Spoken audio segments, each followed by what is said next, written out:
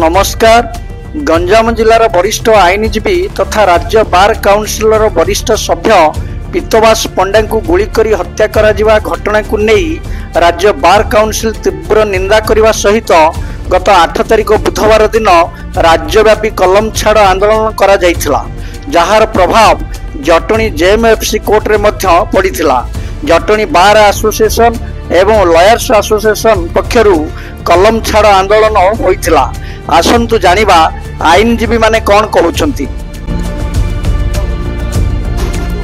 अक्षय कुमार दास आईनजीवी ए जो बरहमपुर जो जड़े मिलापी जड़े मिष्टवासी वरिष्ठ आईनजीवी मध्य तांकु जो भली भाव में योजनाबद्ध भाव में हत्या करागला अति निंदनीय अति घृण्य। मु जानी पारुनी ये राति 9:30 मर्डर हो प्री प्लान मर्डर छोटिया कथा नुहे। तेणु आम वकिल हिसाब से वकिल समाज सब समाज को दिग्दर्शन देचु, अन्याय विरुद्ध लड़ाई करूँ। तेणु प्रति जो करा जो हत्या करा योजनाबद्ध हत्या कहीं सी गोटे एमती लोक आपण बरहमपुर म्यूनिसिपालिटी कौन काम है कि सेठी कौन है सब से फाइट करते गरीब लोक साहाय्य करते सर्वशेष जो बार काउंसिल लड़िले से एपर जड़े व्यक्तित्व सारा ओडिशा रे 1 नंबर भोट से पाई। तेणु जो भाव में हत्या कर निंदा करुच्ची प्रति कठोर दंड दि जाऊ। जटणी बार सभापति आलोकर महांती आमर स्ट्राइक कर कारण हूँ आमर से जो अपराधी मानू है तुरंत धरिकी आईन दंडन कर जो कि फर्दर आउ न करवा। नमस्कार, मु मोहम्मद इमामुद्दीन आईनजीवी भुवनेश्वर बार एसोसिएशन ओडिशार माइनॉरिटी एसोसिएशन मो पूर्वतन सभापति अटे। आज्ञा पीतवास पंडा समूह गोटे दिग्दर्शी थिले। आईनजीवी प्रोफेशन रे जो माने नूतन कर्मकर्ता हिसाब से आसुचंदी वकील माने तांको पई उचित दिग्दर्शी थिले। चक्रांत करी षड्यंत्र करी तांको जो परि भाव में निर्मम हत्या करछंती सेथिपई आमे मर्माहत एवं दुखित। आज्ञा वकिलाती पेशारे आमर मुन है कलम, आम पाखे बंदूक न थाए। बंदूक आज्ञा पुलिस वाला पाखे थाए, किंतु बंदूक थिबा लोक जो मानक पाखे बंदूक अच्छी तांको पाखे बंदूक मुनरे वकिल शिकार हेले नहीं। जहाँ पाखे बंदूक नथिबा लोक बंदूक मुनरे आज्ञा आमर जड़े वकिल भाई जोटा कि लोक मान हित काम कर विगत दिन में आम देखीचु म्यूनिसिपालिटी बहु आयोजन जो मैंने दुर्नीति कर विरुद्ध लड़ाई कर वर्तमान जहाँ गोटे चलती एसआई दुर्नीति से जड़ित थिले एवं निरीह पिला से लड़ाई करते। तेणु मारिला किए आज्ञा एपर्यंत रहस्यर चक्रांत एपर्यंत सरकार आम पाखक उन्मोचन करूना। आम बड़ दुखित। आपण ए बाबत सरकार को कौन कहले? सरकार को तो आम कहूँ तांकर जो निष्फलता आम विखाणीले ना बहु विखाणिया पड़ो। तुरंत आईनजीवी के आक्रमण कर लोक को गिरफ्त कर जाओ एवं तांका परिवार प्रति जहाँ आवश्यक अच्छी से अनुसार जो कोटिए टंका नुहे 10 कोटी टंकार अत्याधिक गोटे आईनजीवी की दवा दरकार। कहीं आईनजीवी पेन मुनरे जदि चाहिए कोटिए टंका भी रोजगार कर क्षमता अच्छी। आ जनसाधारण हित में जो से पेन मुना बाहर कर आम पेन डाउन करचु। शुभ्रांशुकर जेना आईनजीवी पीतवास पंडा हत्या निश्चित रूपे एक दुखद विषय। कौटना कौटी आम वकिल माने निश्चित रूपे आईनी आमको जेहेतु गोटे एक प्रकार सहायता जगौनी बहुत दिन गोटे दाबी रही आसी एडवोकेट प्रोटेक्शन एक्ट अणा जाऊ। जदियो judicial officer judicial protection act अच्छी एडवोकेट्स माने जुडिशियल प्रोसेस न्याय देवा प्रक्रिया रे एक गुरुत्वपूर्ण अंश। जदि से सुरक्षा न दे दिज्व ताहले वकिल माने न्याय दबा प्रक्रिया रे सरकार को केमिति सहायता करेंगे।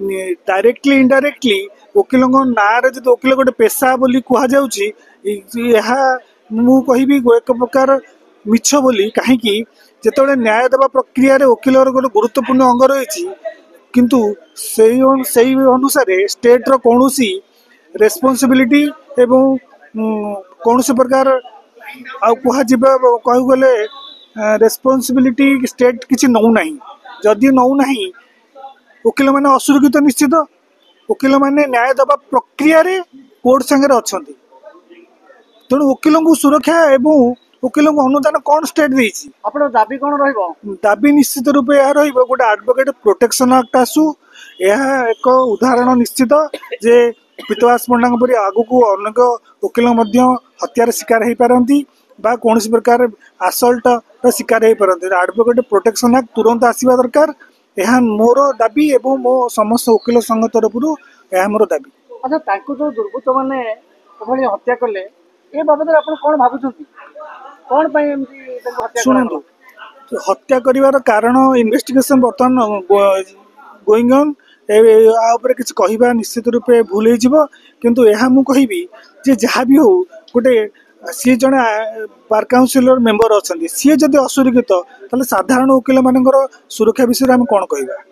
आज्ञा नमस्कार मुझे जटनी बार एसोसिएशन जड़े मेंबर आईनजीवी बी मधुस्मिता गोटे बहुत बड़ दुस्साहस होती जोटा आम बहुत माने अपमान वकिल संघ अपमान सब बार अपमान आमर पीतवास पंडा जी भाई आमर स्वर्गत से जड़े थे आमर बार काउंसिल मेंबर थिले बहुत भल लोक मु परिचित नुहे सहित तथापि जहाँ भी विषय शुणी बहुत भल लोक थे बहुत बड़ बड़ आईनजीवी भी थे जो मैंने भी भाया दंड कर उपयुक्त माने आईन बहुत बड़ दंड दबा दरकार आमे सब आमर बारे सबू माने वकिल माने आमे आज पेन डाउन करचु पेन कागजर कौन भी काम हेनी भगवान पाखे एति प्रार्थना करी जो मैंने भी दुस्साहस कर उपयुक्त दंड मिलू डिमांड आमर दोषी मान उपयुक्त दंड मिलू कारण वकिल जो वकिल न्याय करे